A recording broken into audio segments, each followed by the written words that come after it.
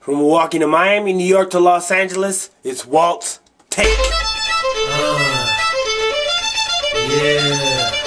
It's live from Milwaukee, Wisconsin. What's the record?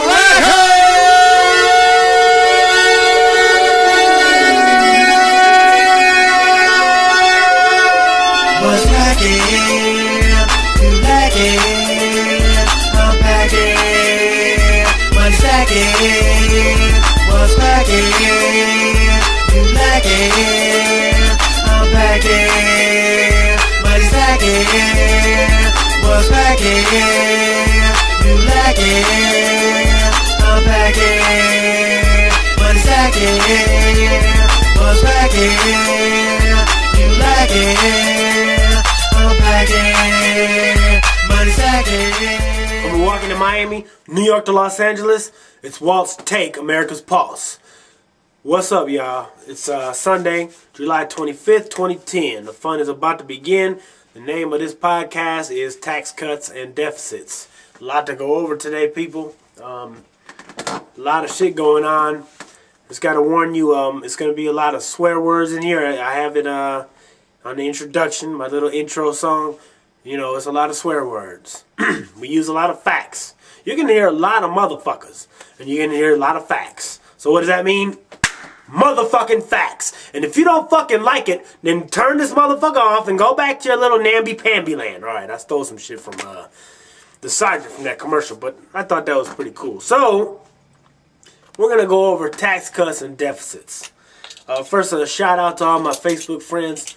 Right now, everything is going to be on Facebook. For now, all these videos will be posted on the Walt's Take America's Pulse Facebook. It's a group. Again, Walt's Take America's Pulse. Go ahead, join the fucking group.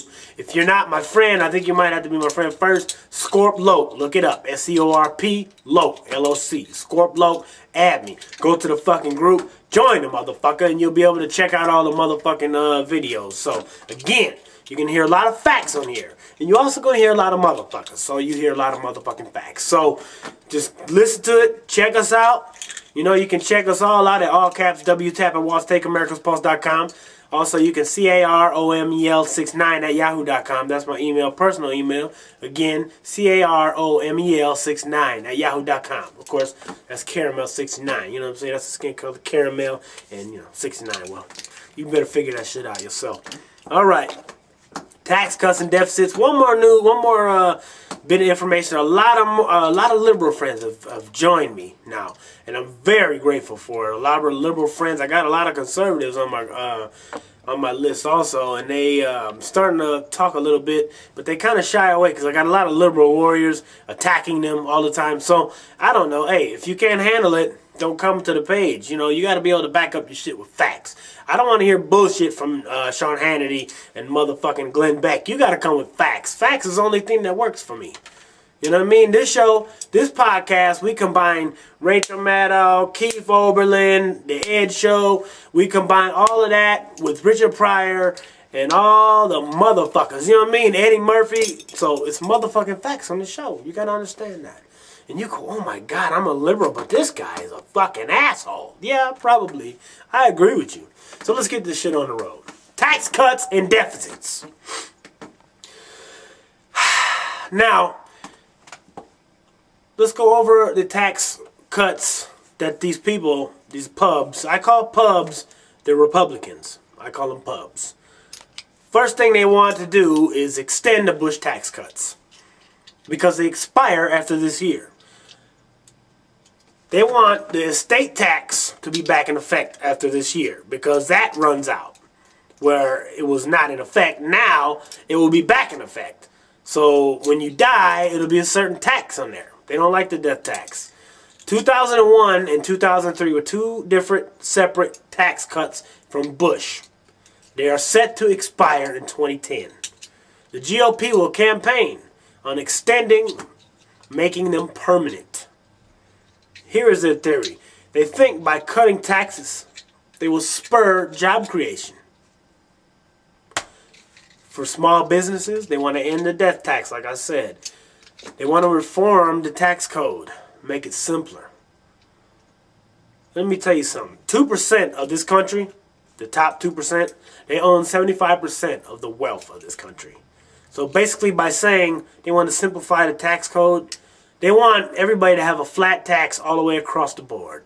So the motherfucker making $15,000 a year pays the same percentage as the motherfucker making $15 billion a year.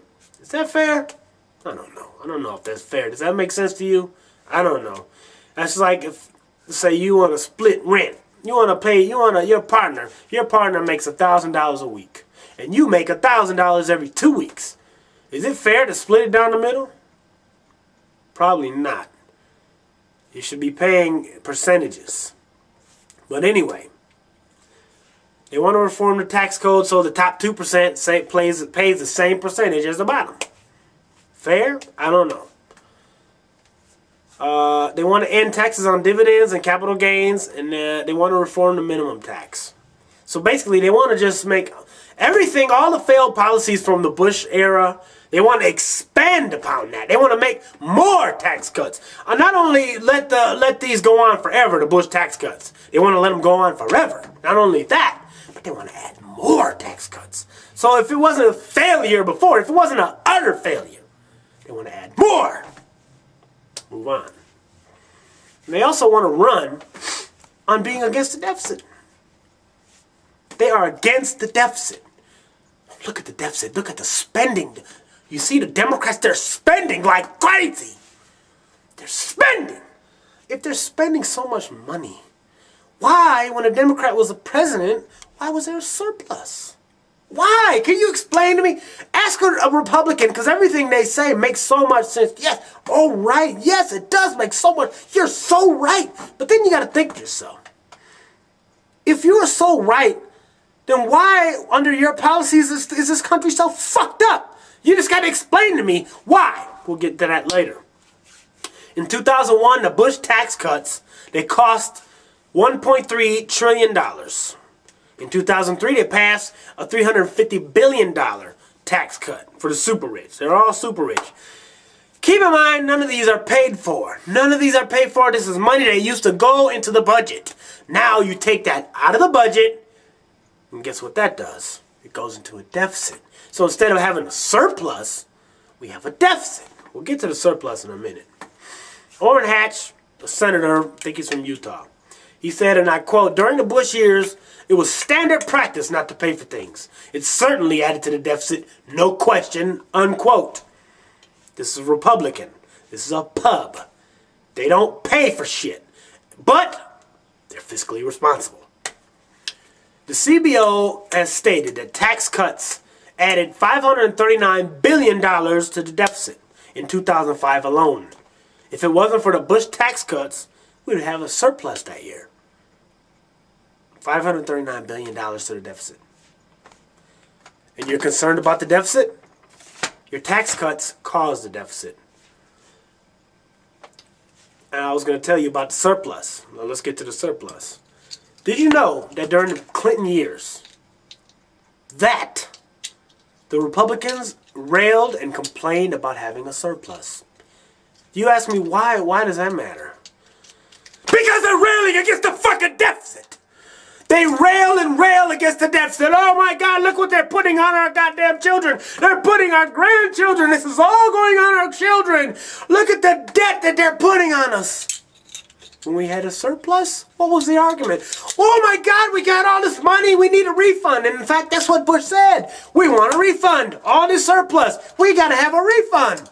Okay? How can you argue both at the same time? That doesn't make sense to me. It shouldn't make sense to normal Americans. Normal thinking Americans got to think for themselves. Don't listen to these people. They don't have your interest at hand.